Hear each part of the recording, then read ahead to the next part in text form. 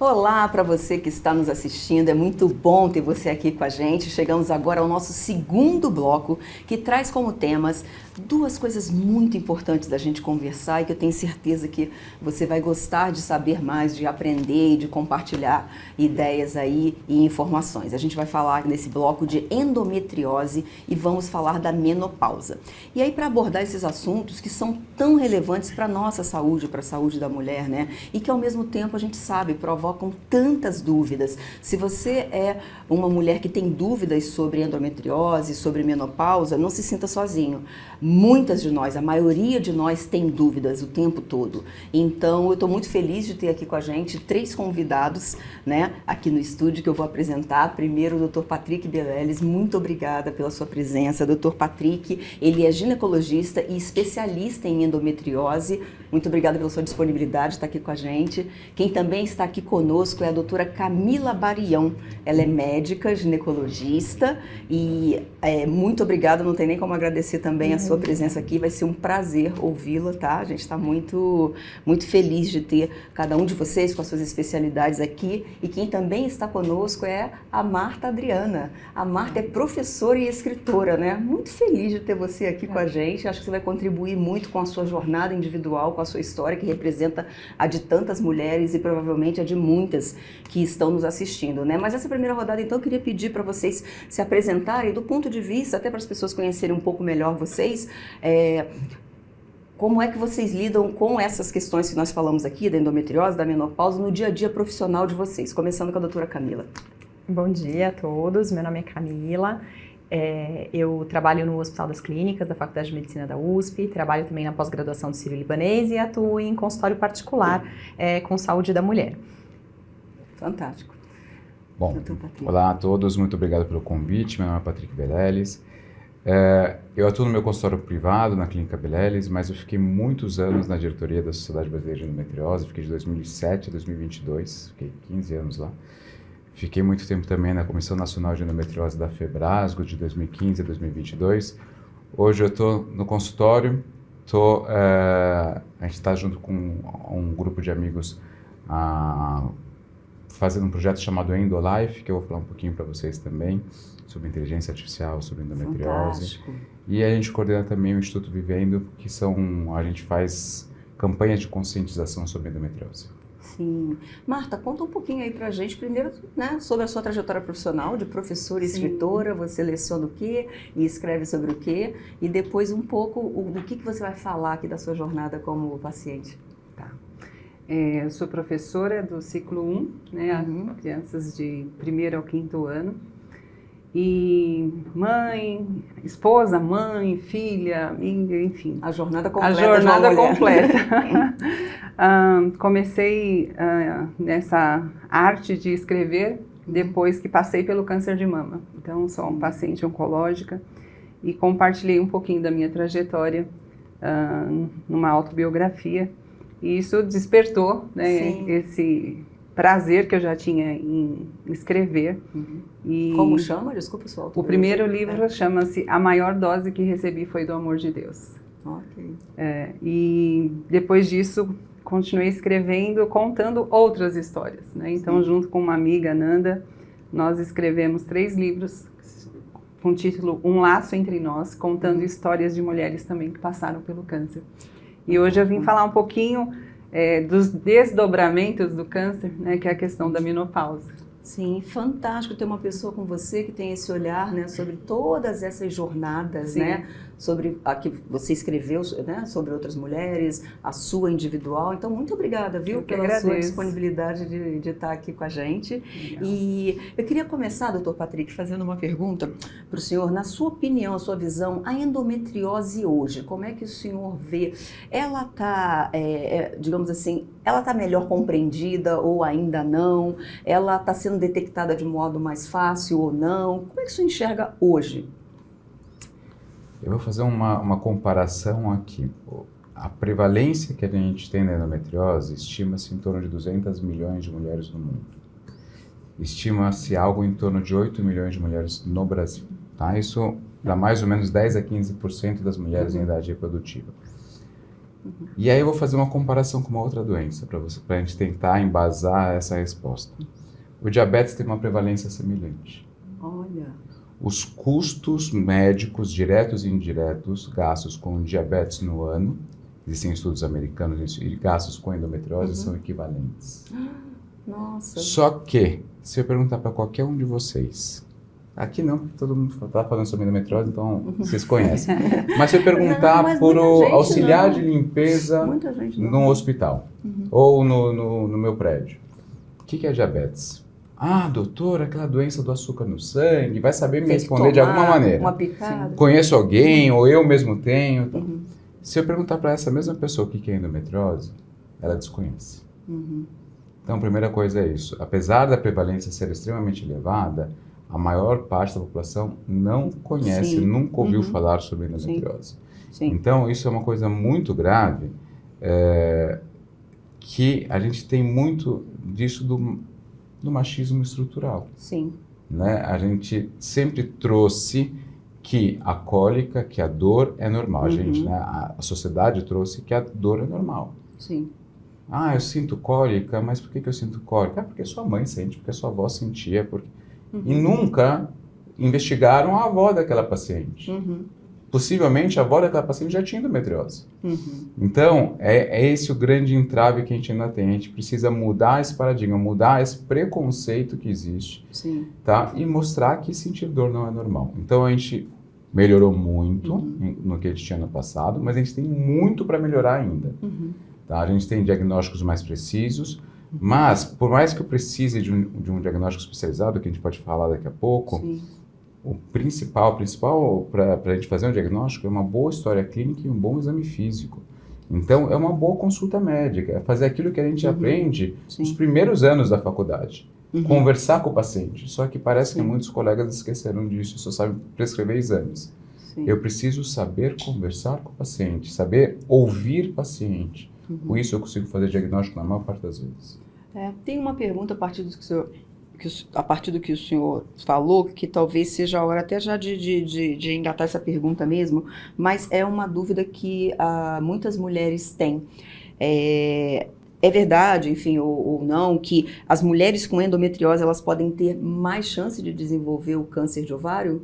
Como é que é essa relação? Vamos lá. Existem estudos comprovando que mulheres com endometriose ovariana têm maior risco de tumor de ovário. Bom, existe. Esse risco, ele aumenta algo em torno de 50%. Então, o tipo de câncer que antes era de 1 para 2 mil, a prevalência na população geral, iria para 1 para 1000. Então, assim, apesar de existir um aumento importante, esse aumento, o muito de pouco, ainda é pouco. Né? Então, não é algo para a gente criar um alarde, um medo. Mas, eventualmente, em mulheres que já têm prole constituída, que estejam próximas à menopausa, pode mudar a nossa conduta cirúrgica.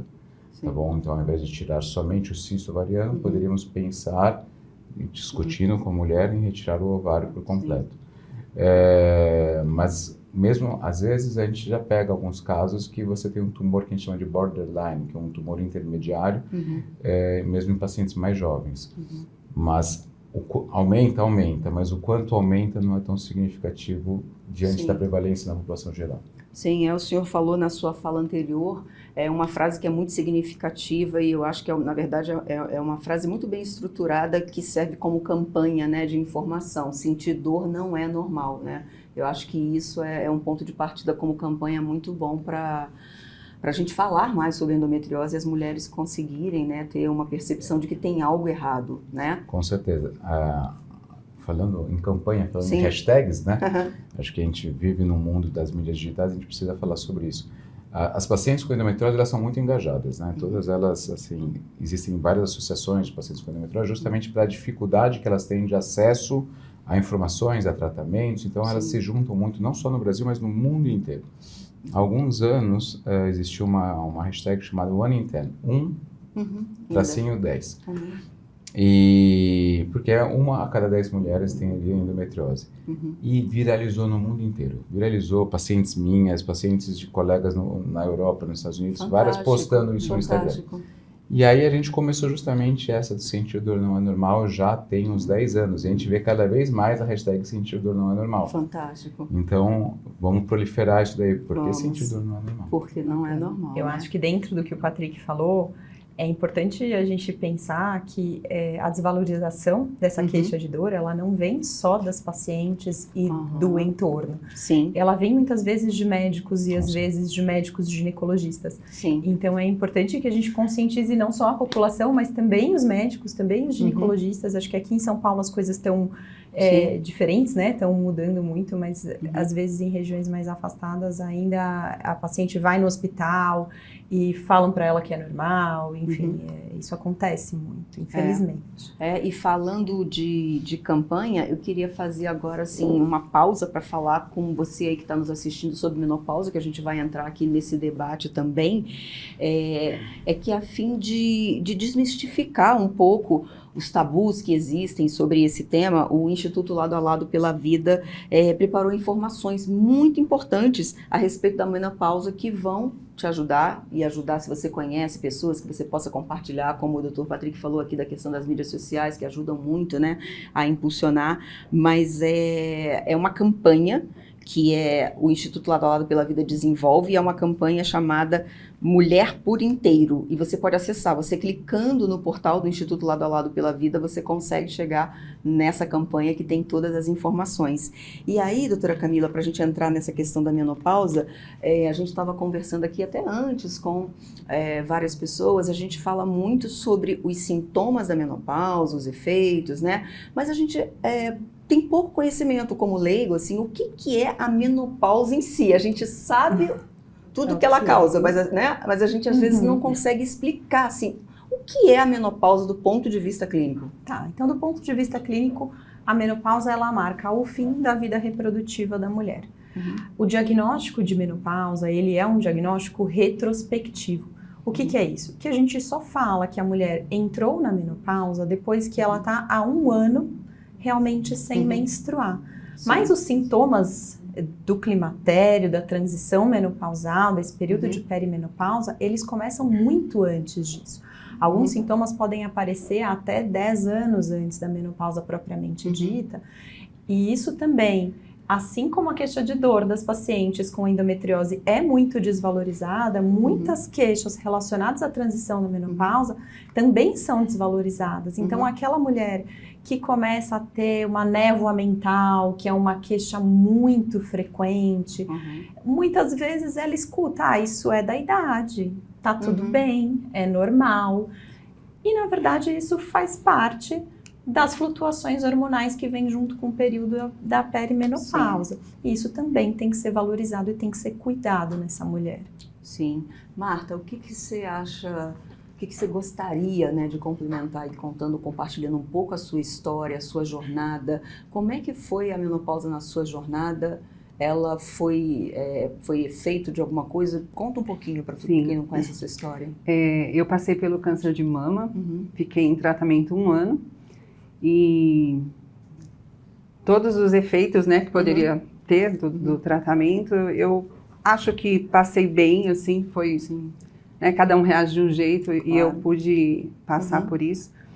E quando terminou químio, passei por cirurgia, radioterapia, e a minha médica falou, agora você vai tomar um remédio, um comprimidinho, vai ser tudo tranquilo, vida que segue.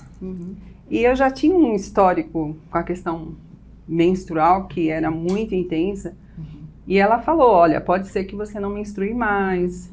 Eu falei, ai, que alívio, né? Vai ser um alívio. Mas o que aconteceu, assim, foi que chegou uma hora que eu senti falta. Eu falei, gente, o que é isso que está acontecendo comigo? Porque eu comecei a perder sono, então a insônia foi um dos primeiros sintomas que eu percebi. Aqueles fogachos, né, que começou a virar piada, né, porque isso as pessoas acham que é engraçado, mas para quem está passando não é nada engraçado. É muito constrangedor você estar num ambiente que todo mundo está sentindo frio e você aquele calor insuportável. Né? E eu tinha 44 anos, né, 44, 45 anos. Hoje eu tenho 50. E assim, todos esses sintomas são muito desagradáveis. E aí eu tive que aprender a lidar com isso, né? O que eu faço para melhorar todas essas reações? O remédio, eu tomo tamoxifeno, né? E eu vou ter que tomar por um tempo ainda. Então eu tive que me reeducar. Eu sempre pratiquei atividade física, mas por vezes parava, aquela coisa. Então, assim, eu tive que ter isso como uma rotina, né, de forma regular. As dores no corpo, elas, por incrível que pareça, com a atividade física melhoravam. E se eu parasse de fazer, o negócio piorava, né? Então, atividade física, eu tive que me alimentar melhor, né? E procurar um estilo de vida o mais saudável possível para poder lidar com essa situação, porque mudou muita coisa, né? Eu falo que durante meu tratamento, eu e meu esposo, a gente teve uma vida sexual normal, né? E aí, o que aconteceu depois que veio a menopausa? Eu falei, gente, quem sou eu? Não tinha libido, né? Então, assim, muda muita coisa. E saber lidar com tudo isso é muito complicado, né? Então, a cada consulta... E eu voltava à minha médica a cada 3 meses. Parecia uma eternidade. O que eu faço, né? E nós estávamos falando sobre informação, acesso à informação e letramento, né? Entender o processo que eu estou passando. É muito diferente isso. Porque informação tem de monte nas redes. Mas o que eu faço com tudo isso para mim? No meu dia a dia, no meu dia a dia, né? Como é que eu filtro tudo isso? E aí, a cada consulta, ela ia me orientando, né? E ainda estou aprendendo a lidar com essa questão, porque cada dia é um desafio. Olha, e a gente agradece imensamente, sabe? A sua disponibilidade de vir aqui, né? De contar a sua história, porque eu acredito que nas suas palavras... muitas mulheres se reconheceram, muitas mulheres que estão aqui conosco, né? Nós temos aqui compartilhando com você que está nos assistindo, nós temos aqui hoje, estamos muito felizes de ter junto com a gente nesse webinar a presença de uma plateia com muitas mulheres que estão aqui e elas vão ter a oportunidade de fazer perguntas, são as nossas convidadas. Muito obrigada, viu, a todas vocês por estarem aqui, abrirem mão aí das suas agendas, que a gente sabe, todos nós temos agendas, né, complexas, e é um prazer ter vocês aqui. Eu queria passar a palavra para vocês, convidadas. Tem alguma de vocês que gostaria de fazer alguma pergunta sobre menopausa, sobre endometriose? A palavra está com vocês. Bom, boa tarde, eu sou Elizabeth. Eu gostaria assim, de saber qual que é a faixa etária da endometriose, né? E os sintomas dessa doença. Perfeito. Bom, a endometriose, ela mais comumente afeta pacientes entre 20 e 40 anos, mais comumente. A maior parte dos estudos são nisso. Mas ela pode acontecer durante toda a vida reprodutiva da mulher. Ou seja, eu posso ter meninas, adolescentes que acabaram de menstruar e têm endometriose. E eu posso ter mulheres mais próximas à menopausa, até pós-menopausa, que tenham endometriose. Então, o mais comum, a fase mais ativa, é durante a vida reprodutiva da mulher, então antes da menopausa. Tá? Os principais sintomas a gente costuma juntar num método mnemônico, né, que chama-se 6Ds. Então, que são dor menstrual, né? Dor pélvica crônica, ou seja, uma dor que não tem correlação com a menstruação, dor no ato sexual, dor para evacuar, dor para urinar e dificuldade para engravidar. Então são 6Ds mais comuns, são sintomas mais comuns, não são todos. Sim. Por que não são todos? Porque depende de onde estão as lesões da endometriose. Então se eu tiver uma endometriose no pulmão, eu não vou ter esse tipo de sintoma, eu vou ter outros sintomas. Então, a endometriose pode afetar qualquer lugar do corpo, principalmente na cavidade abdominopélvica. E tem outros tipos de sintomas, por exemplo, que são decorrentes de uma paciente com dor crônica, do tipo ansiedade, depressão.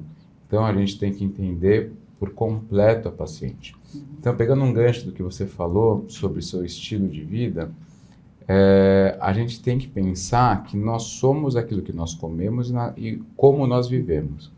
Então, para tudo, não só para a menopausa, mas para tudo, a gente tem que pensar em adotar bons hábitos, porque isso vai ter influência nos seus sintomas e no seu tratamento. Então, uma boa alimentação, um bom manejo de estresse, um bom sono, atividade física, tudo isso vai ser benéfico para você controlar sintomas de endometriose, para você controlar uma hipertensão arterial, para você controlar diabetes, para controlar sintomas de menopausa.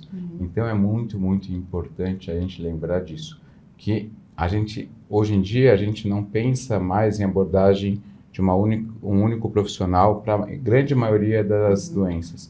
A gente pensa em uma abordagem multidisciplinar, para justamente eu não tratar somente a doença, eu tratar o paciente como um todo. Eu lembrar que o paciente tem peculiaridades, tem individualidades.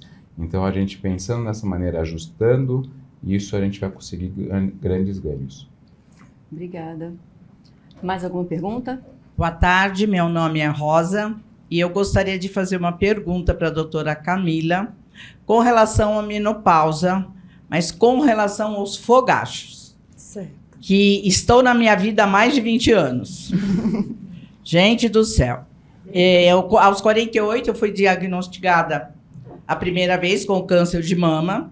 Era pequeno, fiz um tratamento de quimioterapia 6 meses, mais preventivo, mas na primeira sessão de quimioterapia aos 48 anos, eu já parei de menstruar.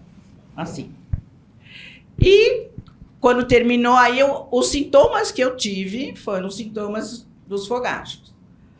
E aí tudo bem, acabei convivendo e quando foi agora em 2017, fui diagnosticada pela segunda vez com câncer de mama, agora na mama esquerda, de receptor hormonal. Eu fiz 18 químios, acho que umas 40 rádio e 5 anos de anastrozol. Então, eu acho que eu não preciso falar mais nada, né? O que me mata são os fogachos. O que existe hoje, ele está um pouquinho menos, que eu estou tomando uma medicação, que a minha oncologista me passou, que é o Venlafaxina 75 miligramas, que quando eu comecei a tomar, comecei com 37. Tomei 3 meses, falei para ela, vou parar porque isso não está adiantando. E eu fui ler a bula, eu falei, a senhora me deu remédio para depressão, eu não tenho depressão. Aí ela me explicou que é a única medicação que ajuda a diminuir um pouco, porque realmente eu sou ansiosa, então diminui. Passei por 75, tá melhor. Mas a hora que ele vem, gente do céu, você tem que vontade de sair correndo, entrar de roupa e tudo embaixo da ducha gelada. Existe alguma outra coisa, ou alguma outra medicação, ou algum estudo para que minimize esses fogachos? Então, assim, os fogachos, eles estão presentes em 80% das mulheres na perimenopausa e pós-menopausa. A maior parte dessas mulheres não vai ter fogachos por 20 anos. Esses sintomas, eles tendem a melhorar. Eu fui sorteada, né? Mas uma pequena porcentagem pode ter esses sintomas vasomotores, que a gente chama, por um período mais prolongado. E hoje, até hoje, né, todos os guidelines, todas as sociedades contraindicam a reposição hormonal para pacientes que tiveram histórico pessoal de câncer de mama. Essa contraindicação, ela é muito mais por uma ausência de segurança, de certeza de segurança nos estudos, do que por uma certeza de malefícios. Então, a gente não tem nos estudos uma certeza de que a reposição hormonal vai fazer mal para as pacientes que tiveram câncer de mama, mas a gente não tem segurança para poder oferecer isso para as pacientes. Então, hoje, todos os guidelines, eles contraindicam, tá? E aí, a gente passa a lançar mão das terapias alternativas. E aí, o que eu queria começar e enfatizar aqui é o mais importante, são mudanças de estilo de vida. É muito importante fazer atividade física, fazer ajustes de alimentação, controlar peso, controlar outros fatores aí que estão relacionados também a esses sintomas, tá? Então, a mudança de estilo de vida tem um papel fundamental, né? A gente acha que pode dizer isso com muita segurança. E aí a gente parte para as medicações, né? Das medicações que a gente tem disponíveis, a venlafaxina ou desvenlafaxina é uma dessas medicações. A gente pode aumentar ainda essa dose, 75 miligramas ainda é uma dose que dá para ser aumentada. A gente tem outros antidepressivos, por exemplo, a gente tem a gabapentina, que também pode ser usada com evidência de benefício nos sintomas vasomotores. A acupuntura também é uma alternativa de tratamento. E existem também alguns fitoterápicos, enfim, que podem ajudar. Realmente, assim, o que é mais efetivo para controle de sintoma vasomotor é a terapia de reposição hormonal, mas infelizmente a gente não tem segurança para prescrever isso para os pacientes com câncer de mama e aí a gente parte para essas outras medicações que ainda é possível, no seu caso, fazer alguns ajustes para ver se consegue o controle aí tão desejado. Porque realmente toda essa mudança eu fiz de vida depois de 2018, quando eu tive alta, assim, que sempre tive uma vida sedentária. Então, pratico esporte, faço academia desse período para cá, controle alimentar, né, tudo direitinho. Excelente. E os remédios alternativos, tudo que ensinava eu, fazia, mas só que... Realmente nada mesmo, pelo menos para mim, funcionou. E eu fico porque a maioria das pessoas que eu conheço não tem esse sintoma tão forte quanto eu tenho. Por tanto tempo, né? Por tanto tempo. E agora ainda, com esse último tratamento, com o anastrozol, parece que piorou mais. Muito obrigada, Rosa, por você trazer essa pergunta. A Marta também falou do fogacho, eu também tive fogachos, eu tive durante menos tempo, mas até tenho uma dúvida, doutora Camila, vou fazer duas perguntas. A primeira é a partir mesmo daquele como a gente começou, para quem não é familiarizado, o que é o fogacho em si? Que a gente fala tanto que as mulheres têm, mas o que ele é, né? Do ponto de vista médico? O fogacho, ele é um aumento da temperatura corporal que gera um calor muito intenso, principalmente na região superior do corpo, associado a vermelhidão, sudorese, às vezes aumento da frequência cardíaca, palpitação, e isso incomoda muito e prejudica muito a qualidade de vida, né? Tem pacientes que têm um predomínio desses sintomas vasomotores no período noturno, e aí a gente tem um prejuízo muito importante do sono, ainda associado às alterações do sono que o hipoestrogenismo pode oferecer, né? O que vai aumentar risco cardiovascular, porque a gente sabe a importância do sono, né, na saúde, aumentar risco de ganho de peso, obesidade, aumentar risco de resistência à insulina, pela piora da qualidade do sono também, né, além dos outros fatores.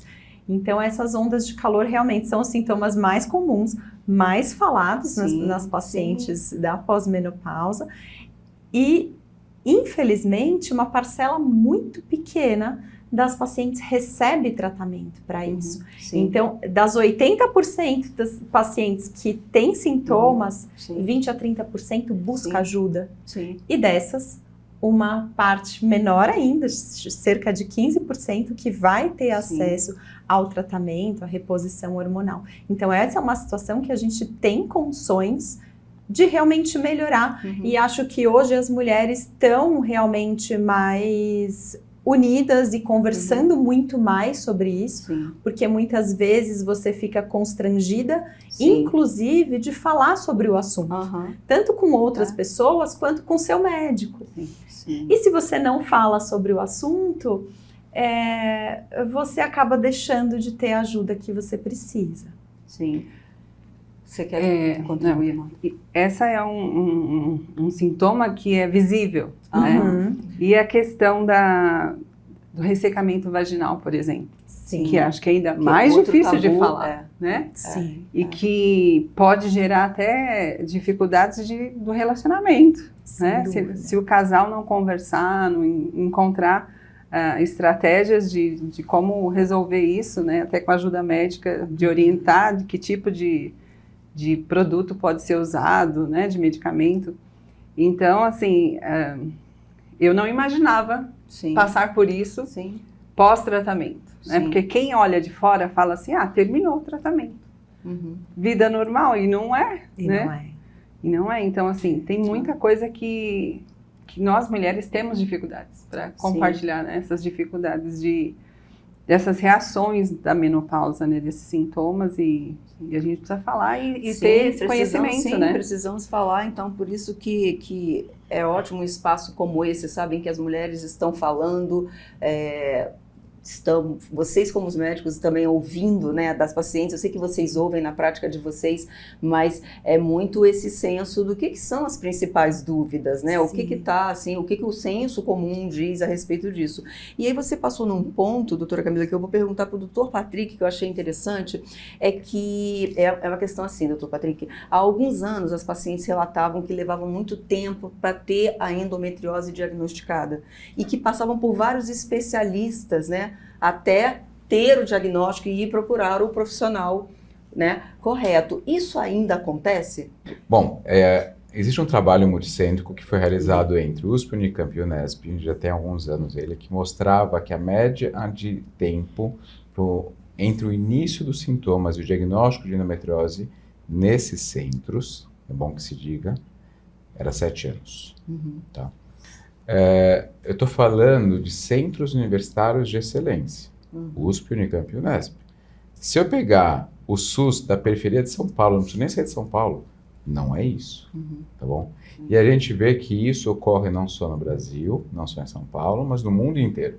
Existem outros trabalhos que mostram tempos semelhantes em qualquer parte do mundo. Então demora-se muito tempo para se fazer o diagnóstico.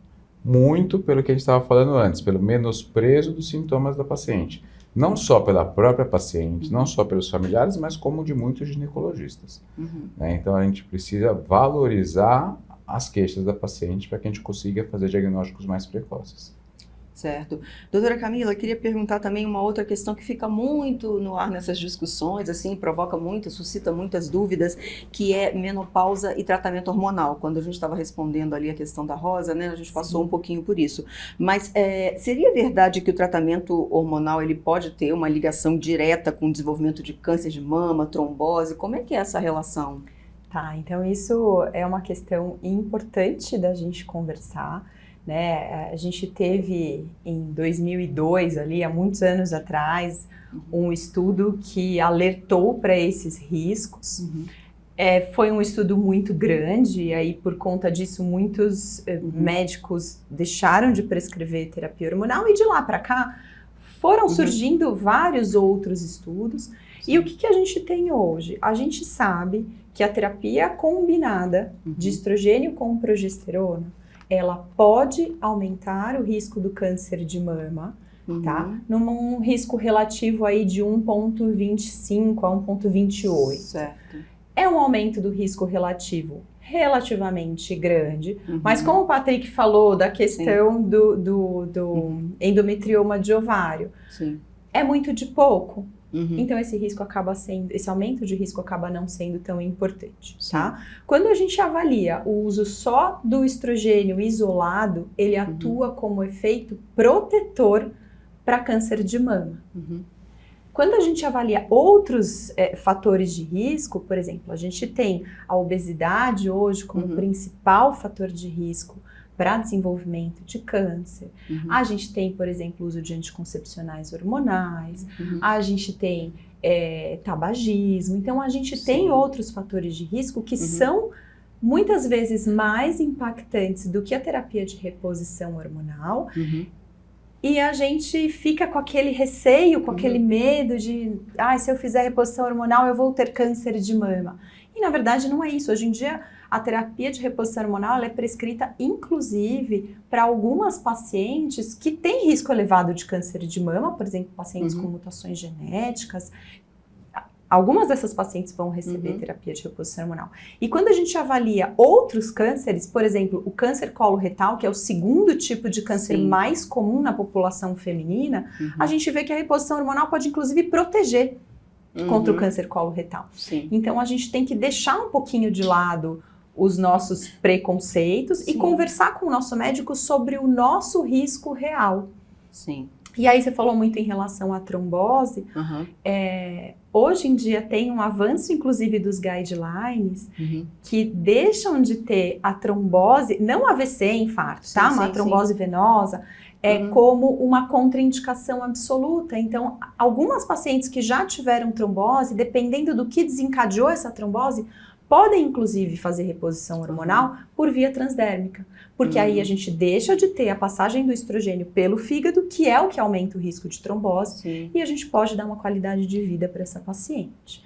Tá? Nossa. A gente sabe que em relação a riscos cardiovasculares, que é a principal causa de morbimortalidade da mulher, a terapia de reposição hormonal, quando iniciada no momento ideal, né, que é no período da perimenopausa, Sim. a gente inclusive pode protegê-la de eventos cardiovasculares. Sim. Então, a terapia não é indicada só para isso, né? A gente não indica reposição hormonal no intuito só de prevenção cardiovascular, mas a gente sabe que a gente tem esses benefícios. Sim. Então, é isso. Ao mesmo tempo que a gente tem um pequeno aumento do risco de câncer de mama, a gente tem inúmeros benefícios. Sim. Risco de fratura. A gente tem uma diminuição muito grande do risco de fratura e de osteoporose com a reposição hormonal. Sim, é fantástico te ouvir falar, e tão importante isso que você falou, porque como tem muita polêmica, suscita muito debate a questão, né, dos efeitos da reposição hormonal, você falando, eu falei assim, nossa, a gente precisa mesmo erradicar o Dr. Google.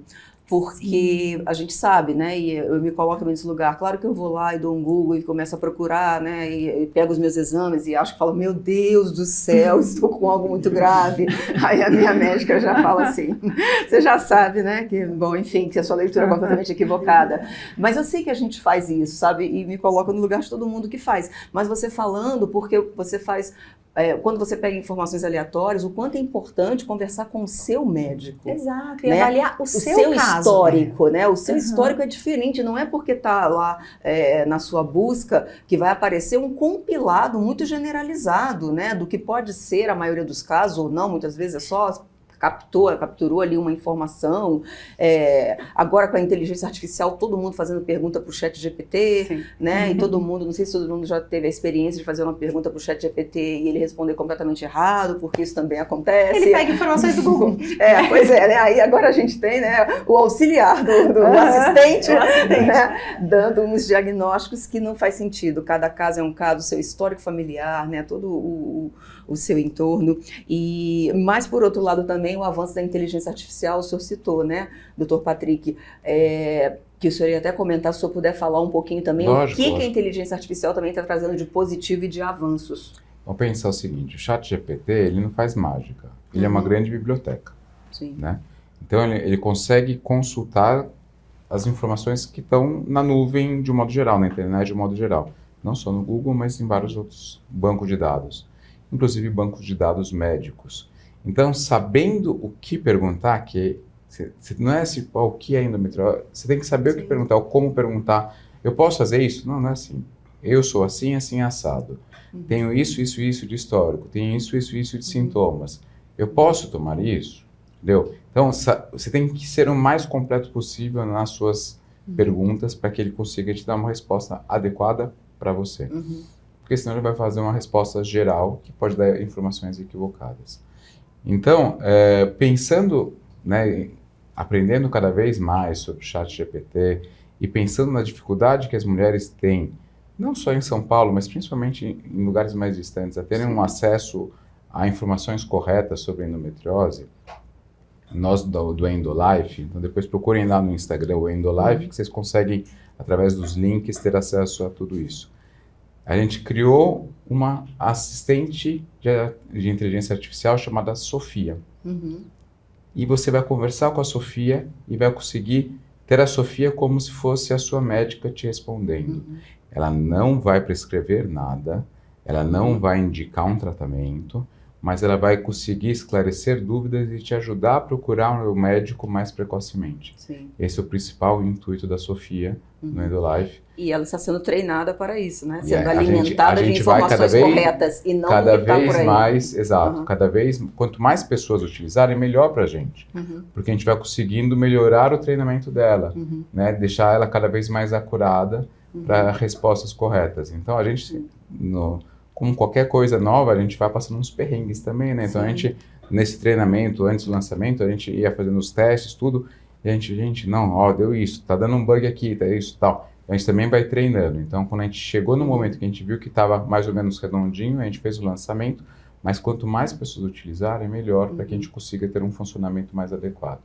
Então, é importante isso, né? A gente utilizar a tecnologia a nosso favor, utilizar o Google a nosso favor, utilizar a inteligência artificial, utilizar o Instagram, o YouTube, enfim, a nosso favor. A gente tem, hoje, capacidade de atingir gente no mundo inteiro. Quando a gente faz um evento do Vivendo, por exemplo, eu tenho pessoas que entram da Austrália, da Índia, poxa, do outro lado do mundo, como assim? Fazendo perguntas em inglês. Hoje você consegue traduzir com a inteligência artificial, você consegue traduzir tudo também, então facilita muito a comunicação do mundo inteiro. Então acho que isso é muito importante. É sempre assim um alento a gente ouvir os avanços todos tecnológicos e aí fazendo um contraponto, é triste também ver o quanto os tabus permanecem, né? Marta, eu queria voltar num ponto que você falou, não da sua história individual, não da sua jornada individual, mas como você tem contato com muitas mulheres, né, que têm jornadas semelhantes. Você falou num ponto muito importante na questão ali, por exemplo, da falta de libido, da vida sexual ativa, que isso é muito difícil, tem que ser conversado, né, com o seu companheiro. Mas, de modo geral, o que você percebe que as mulheres enfrentam, né? Os homens têm uma percepção desses assuntos, dessas questões? Acho que não. Acho que não, ainda não. Acho que até nós, né, como mulheres, nós temos dificuldades de lidar com isso. E o que eu percebo, assim, o que já é estatística, 70% das mulheres que passam por um tratamento de câncer são abandonadas, né, por conta de todas essas mudanças que ocorrem na vida delas, né, na nossa vida. Então, acho que esse autoconhecimento, então, quem eu sou hoje? Né? Quem é a Marta, quem é a Maria, quem é a Rosa hoje, após passar por uma experiência do câncer ou endometriose, passando pela menopausa, quem sou eu hoje? Né? Então, nos reconhecermos. E a mulher hoje, ela, que passou e está passando por isso, tem essa grande dificuldade, né, de aceitação. E o companheiro, a pessoa que está vivendo ali ao lado, quando permanece, né, eles aprendem a lidar com isso de uma forma mais leve, né? Então, eu vejo que, além de tudo isso que ela passou por conta do tratamento, é aprender a lidar com essa nova mulher, né? Então, respeitar os seus limites, né? Então, preciso usar um gel lubrificante? Preciso fazer uma fisioterapia pélvica? Preciso ter ajuda de algum outro profissional? Um psicólogo, um terapeuta para o casal, né? Então, lidar com essas mudanças de uma forma consciente, não negar que isso está acontecendo, que essas mudanças ocorreram, mas procurar ajuda, né? Então, são novas experiências aí. E você falou muito da questão de procurar uma ajuda psicológica e isso é muito importante, né? Porque muitas vezes sozinha a mulher pode não encontrar essa força, né?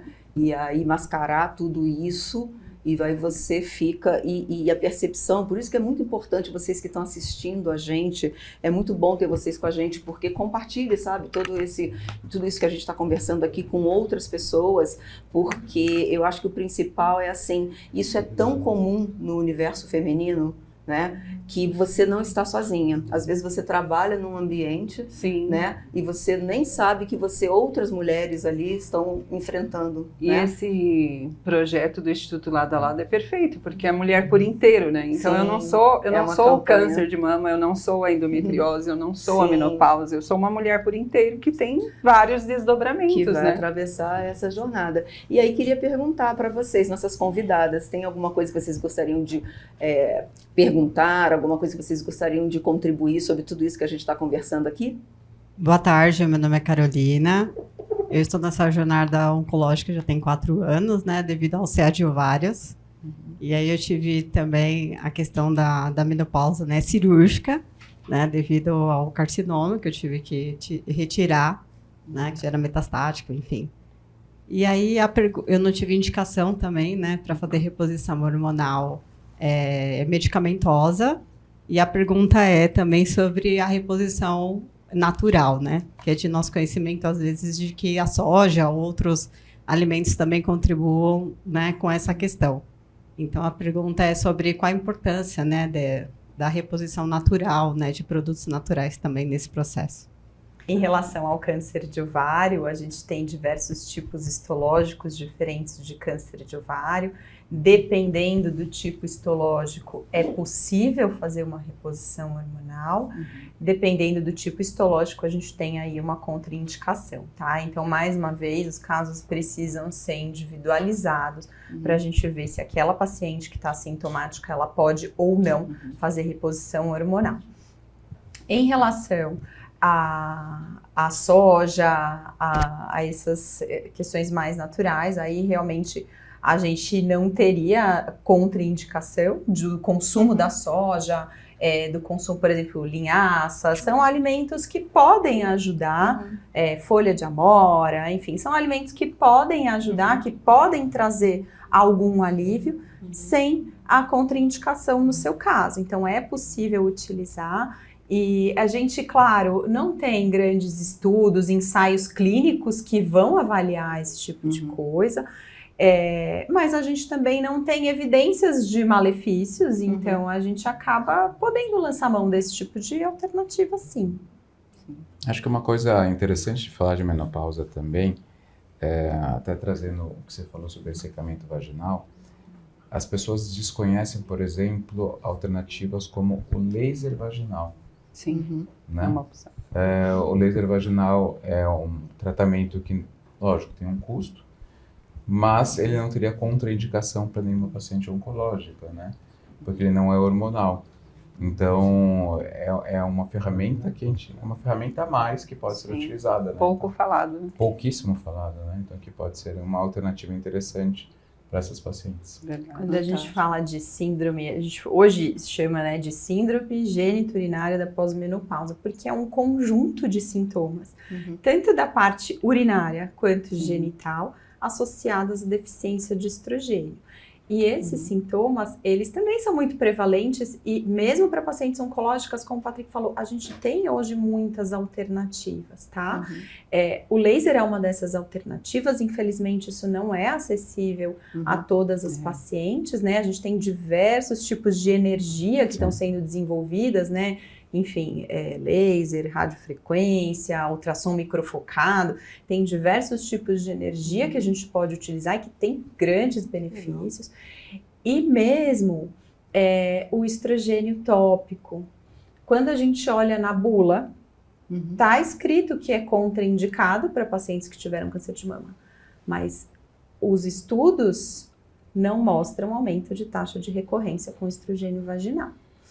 Então, é claro, a gente tem que ver quem é aquela paciente, mas em pacientes muito sintomáticas, eventualmente é uma alternativa também. Hoje a gente tem também hidratantes vaginais, com ácido hialurônico, com as policarbonilas, que também tem um efeito positivo. Os lubrificantes mesmo, antes da relação sexual, isso ajuda bastante. Por isso, a importância de se abrir, de conversar com o seu médico sobre isso para que você possa ser cuidada e para que ele possa te oferecer as alternativas. Mais alguém? Boa tarde, meu nome é Lourdes. Eu caminho com mulheres oncológicas, mas eu não sou oncológica. E a pergunta é para a doutora. Eu estou há 24 anos com calor. O que acontece? Vou ter calor até o final da minha vida? Então, como eu falei para ela, uma porcentagem pequena das pacientes pode ter sintomas prolongados, né? E aí, assim, o que a gente tem de mais efetivo para controle disso é realmente a reposição hormonal, né? A terapia estrogênica ou estroprogestativa. Mas o ideal é que essa terapia ela seja iniciada no que a gente chama de janela de oportunidade. O que é essa janela de oportunidade? É o período ideal que a gente tem os maiores benefícios da reposição hormonal com o menor risco possível. E por que existe essa janela?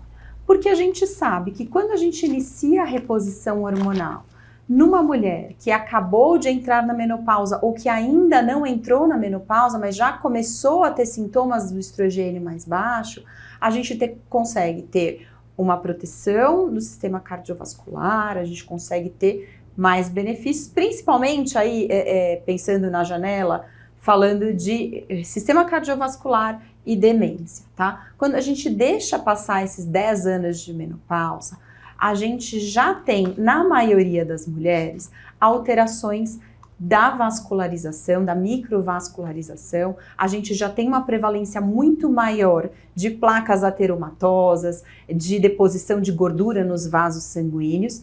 E aí, quando a gente inicia a reposição hormonal já nessas condições, a gente pode ter um aumento de risco, tanto de eventos cardiovasculares, então infarto, AVC, quanto um aumento do risco de demência. Por isso que a gente fala muito dessa janela de oportunidade. E aí, se você chega, puxa, eu estou há 20 anos na menopausa, eu posso começar a fazer reposição hormonal?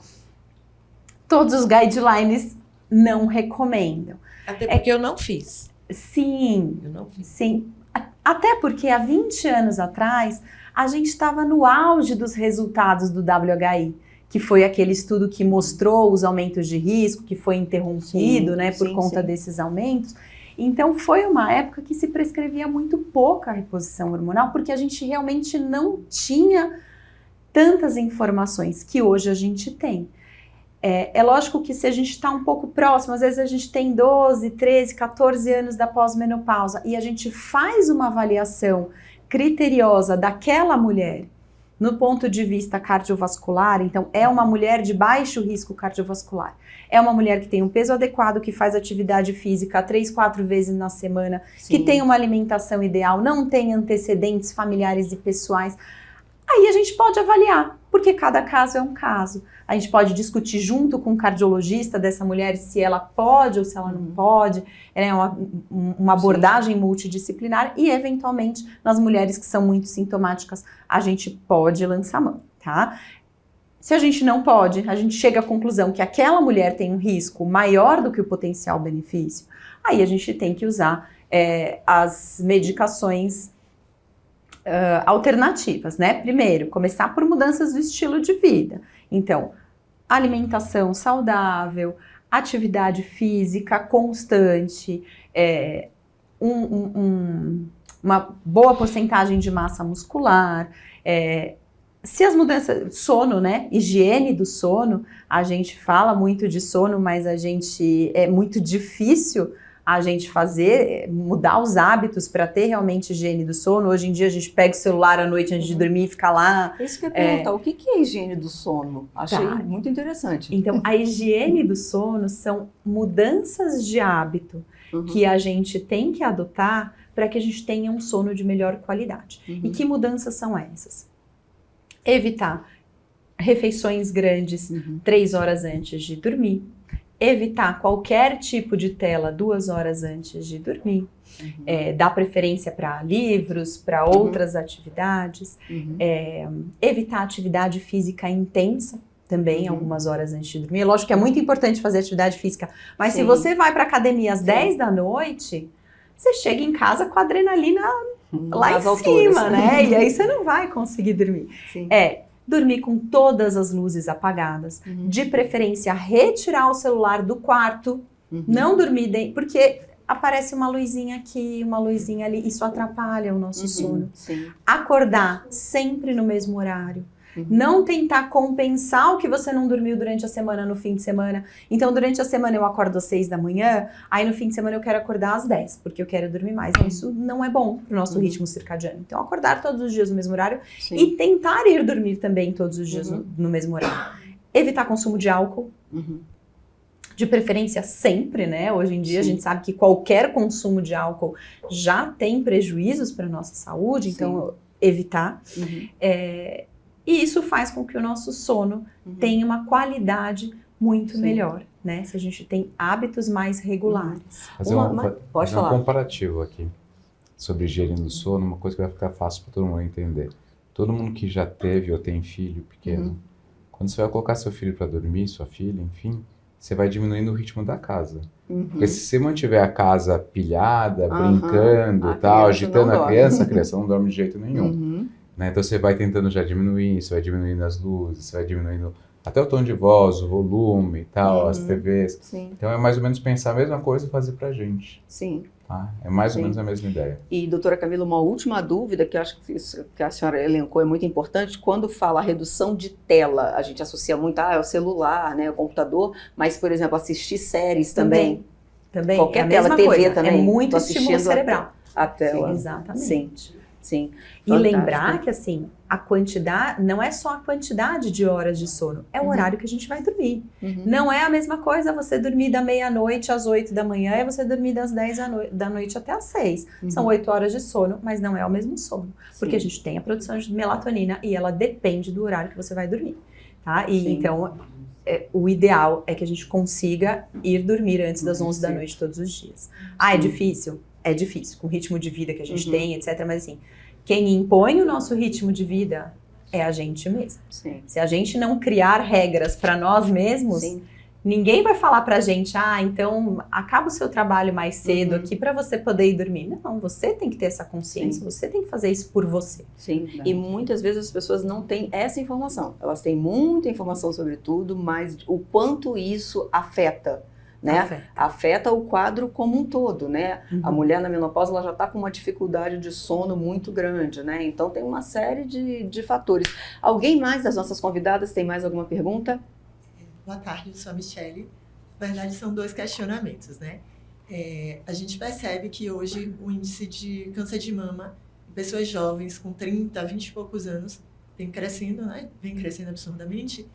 E com o tratamento, seja a quimioterapia, seja os bloqueadores hormonais, a gente entra numa menopausa ou precoce ou química. E aí, na verdade, são 2 questionamentos, né? Quando a doutora Camille fala que a gente precisa se abrir, a gente precisa falar.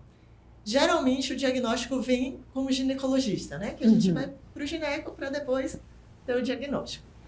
E, assim, eu sei que ali é o momento da gente cuidar da nossa saúde, de estar viva, cuidar do câncer. Mas, assim, a gente fala de menopausa depois dos 40 e tantos, 50 anos. Então, é como se a gente não tivesse essas informações e a gente não sabe que a gente vai ter um ressecamento vaginal, que a gente vai ter maior chance de candidíase, que pode ter uma atrofia. Então, assim, hoje eu compartilho a dor de pessoas que estão ao meu redor, que a gente, através dessa troca, que a gente entende. Eu vou usar um lubrificante à base de água. Eu vou usar um dilatador vaginal. Porque assim, meu médico não disse. Não, então, aí a gente vai questionar os médicos. Sim. E aí vem uma outra questão, assim, que me assustou muito esse mês, foi porque uma pessoa me procurou, uma produtora me procurou, com pessoas que tivessem feito congelamento de óvulos. E assim, eu tive a oportunidade de fazer, eu fui orientada sobre isso. E eu questionei aos meus médicos, né? Assim, meu médico de Salvador, ele me orientou, mas eu questionei o meu médico daqui de São Paulo, que eu precisava de pacientes de São Paulo. E ele falou assim, eu não tenho um paciente que fez. E eu fiz assim, a primeira pergunta foi, você não orienta seus pacientes? E ele falou assim, eu oriento. Eu sei que é custoso, eu sei que o câncer não espera, mas assim, eu posso falar por um número grande, relativamente grandes, eu sou voluntária de algumas instituições, que a gente não tem acesso a algumas informações básicas. Então, assim, quantas pessoas sabem que a menopausa, de novo, vai te trazer um problema ósseo? Quantas pessoas sabem que pode fazer um congelamento de óvulos e ter a oportunidade de se tornar mãe, mesmo após uma menopausa induzida, né? Uma menopausa química, né? Da quimioterapia e você não voltou mais a menstruar. Então, como a gente conseguir ampliar isso? E aí eu acho que eu vou além do câncer, também da endometriose. Existe muito o mito de que a endometriose, quem tem não vai mais engravidar. Eu sempre escutei isso. Meu Deus, tem endometriose já era. Não vai mais engravidar.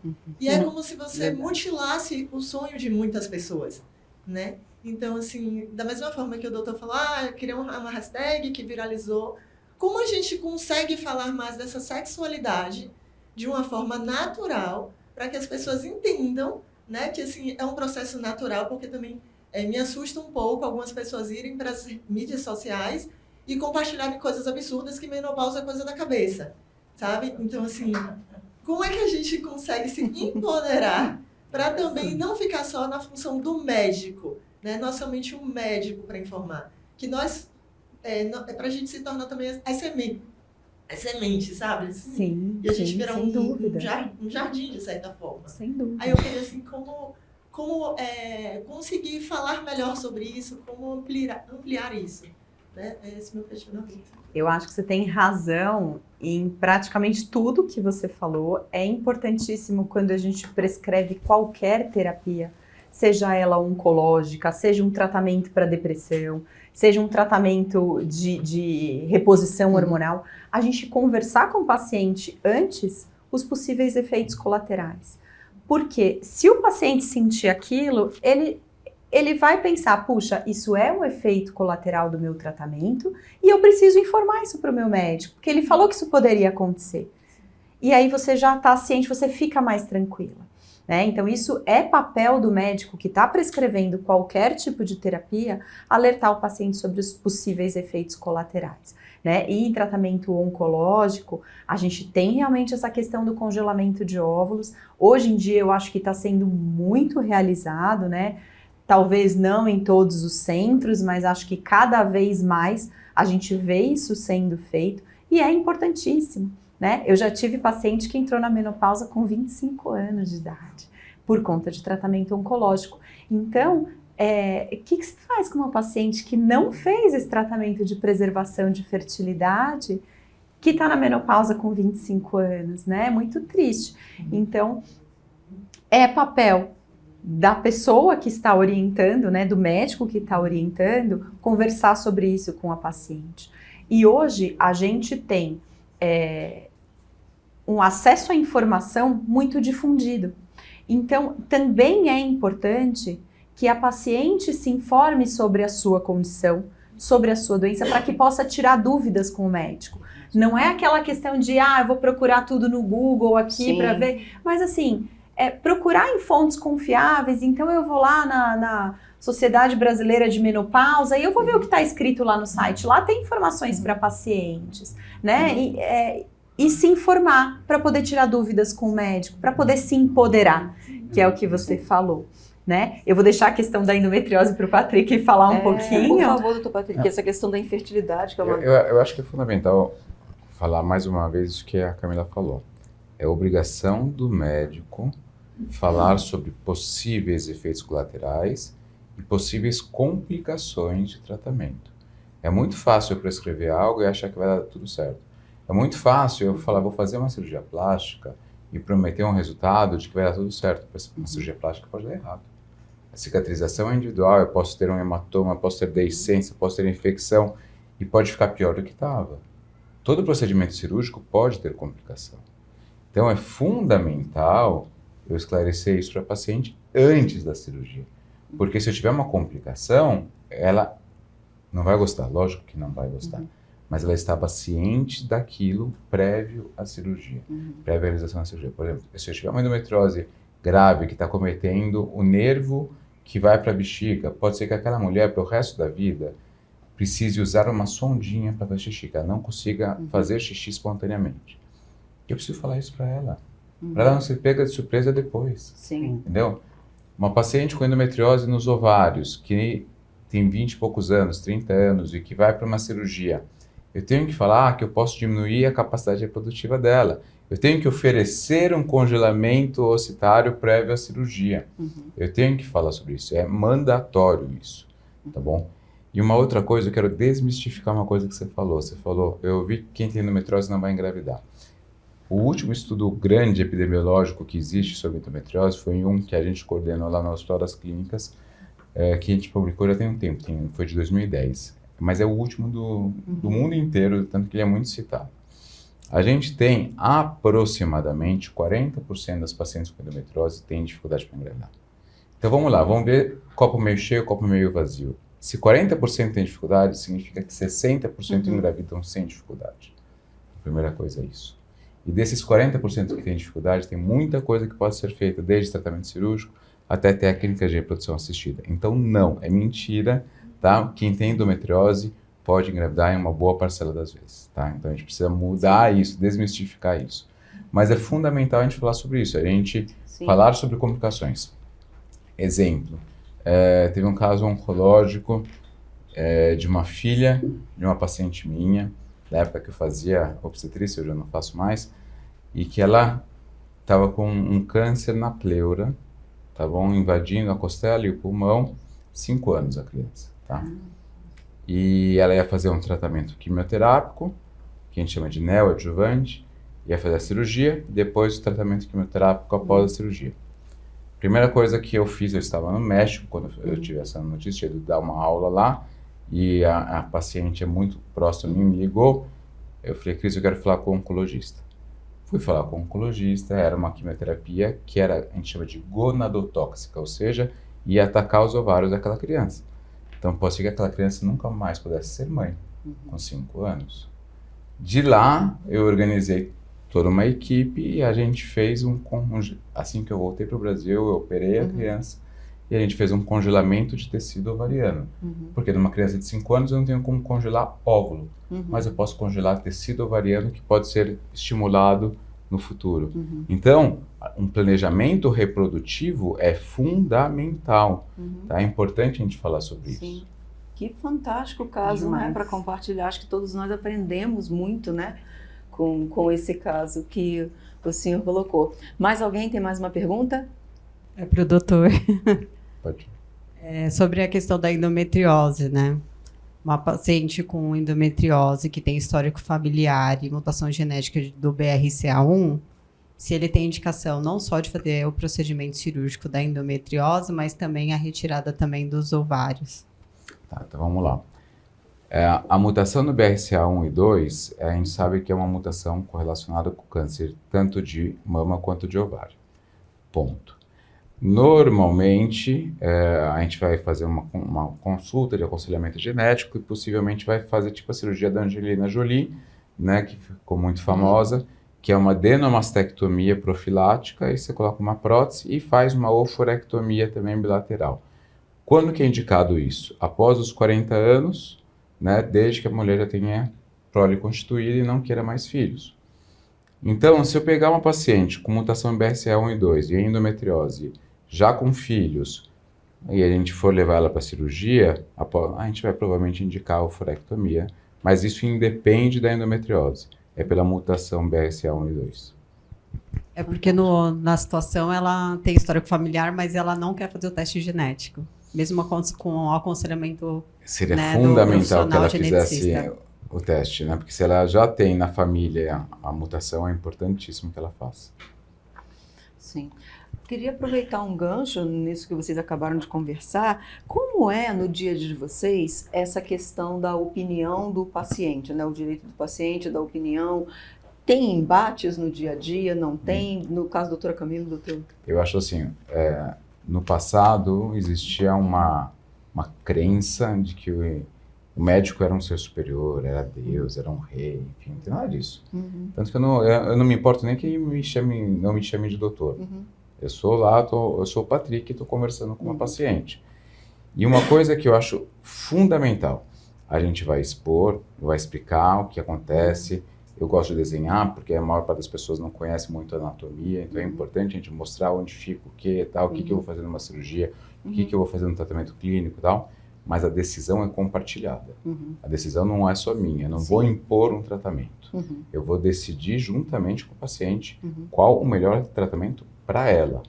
Tá bom? Porque pode ser que o para ela seja diferente do para ela, do para você, para você. Claro. Entendeu? Então é importantíssimo isso, uma decisão compartilhada. Sim. Lógico que vai ter aquilo tipo, elas me perguntam, se fosse sua mulher, se fosse sua filha, eu vou dar minha opinião, mas a decisão é compartilhada. Sim. Eu acho que a maior dificuldade nisso é o tempo que a gente tem com um médico, né? Você falou no início que precisa escutar essa paciente, só que o que a gente sente como paciente é que a coisa tem que ser rápida, né? Então, o tempo de consulta, e é muito rápido. A gente muitas vezes não se sente à vontade nem para expor algumas dúvidas, eu tenho certeza né? que sim. Isso foi um dos motivos que eu nunca atendi convênio. Quando eu atendo, eu estou lá para ficar com a paciente 1 hora e meia em sala e tá tudo certo. Sonho. Então, só que quando eu atendo um convênio, né? Eu nunca atendi, mas quando os colegas atendem convênio, eles acabam tentando compensar os baixos honorários médicos pagos pelo convênio em quantidade. Sim. Então, tem gente que atende 4, 5, 6 pacientes em 1 hora. Você não tem tempo de criar nenhuma intimidade, de conversar. É o que acontece no SUS também. Exato. Exatamente. Porque, infelizmente, a demanda de pacientes é muito grande. Sim. E você não consegue fazer uma consulta de 1 hora. Sim. Né? Exatamente. Coisa que a gente só consegue no consultório particular.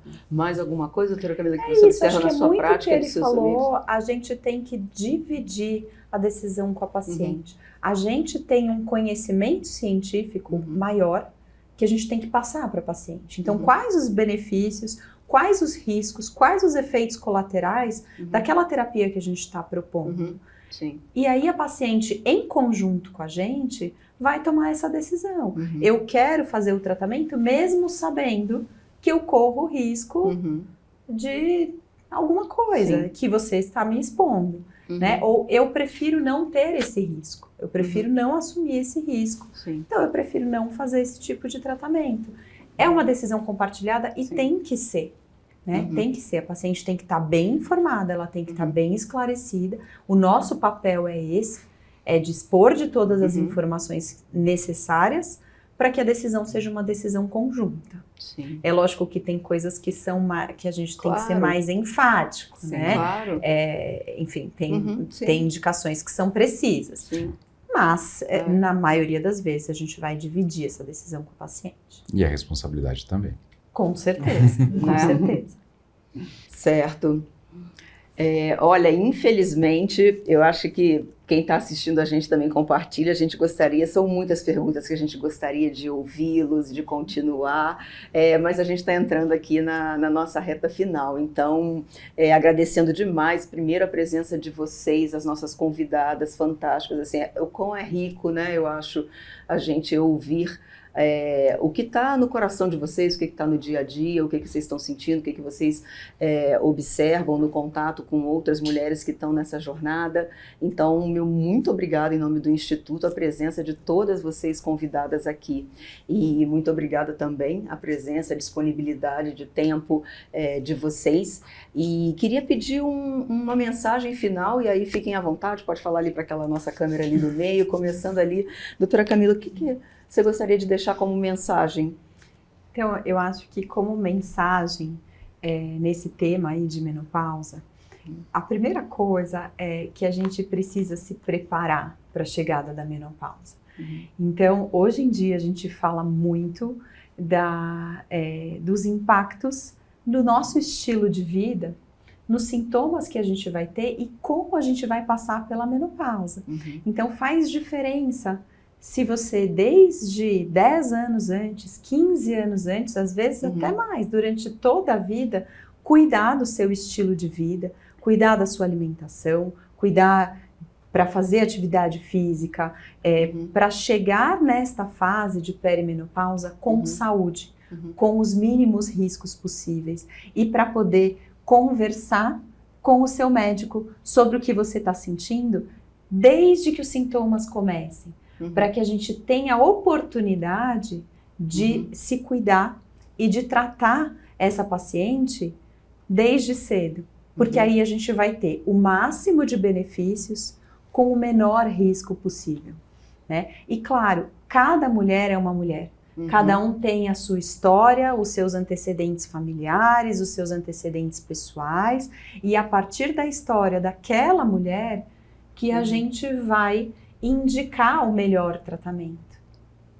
E a gente não precisa ter o tabu e ter o medo de falar sobre a menopausa, porque todas nós vamos passar por isso. Sim. Se a gente não morrer antes, né? Eu não quero morrer antes, eu quero passar por isso. Então, todas nós vamos passar por isso. Então, que a gente passe da melhor maneira possível, com o tratamento mais eficiente possível para que a gente possa ter qualidade de vida nos 30, 40 anos que nos restam depois que a gente passa pela menopausa. Sim, estamos vivendo cada vez mais, né? Cada vez mais e queremos cada vez melhor. Com mais qualidade, né? Sem dúvida. Doutor Patrick, o que o senhor gostaria, por favor, de deixar como mensagem final? Acho que assim, a gente tem uma prevalência muito grande de uma doença muito desconhecida. Então precisamos falar mais e mais e mais sobre o tema.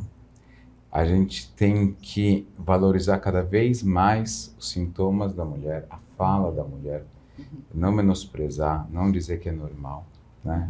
Mais uma vez, sentir dor não é normal.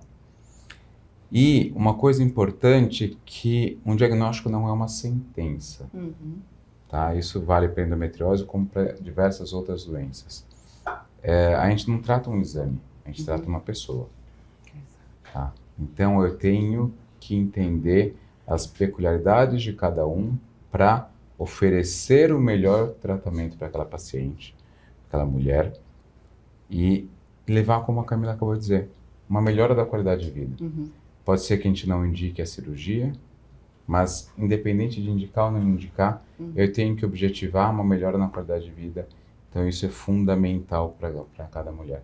Então, ouça seu corpo. Muito obrigada.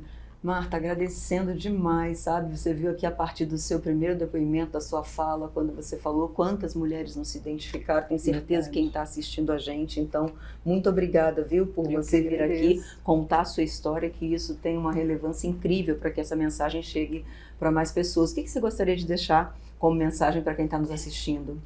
Lançar a hashtag Você Não Está Sozinha, né? Então, Boa, se você estiver Sem passando dúvida. pela menopausa, fale, né? Procure Sim, ajuda. Sim. Quebrar esse paradigma de que é melhor tomar um remédio do que mudar estilo de vida, né? Então, nós temos acesso a essas mudanças através dessa mudança de hábito, né? Sim. Está muito mais acessível, então quebrar esse paradigma e buscar viver um dia de cada vez e melhor. Muito obrigada também para você que está nos assistindo. Vou terminar aqui retomando 2 pontos. O primeiro é sobre a campanha que a gente citou aqui, né? Tá lá no site, Mulher por Inteiro, tá lá no site do Instituto Lado a Lado pela Vida. Acesse, você vai encontrar lá, localizar, ter todas as informações, compartilhe com quem você achar que isso é importante. A gente viu quantas pessoas aqui não se identificaram, né? A partir de falas. Então, muito obrigada pela sua audiência e até a próxima.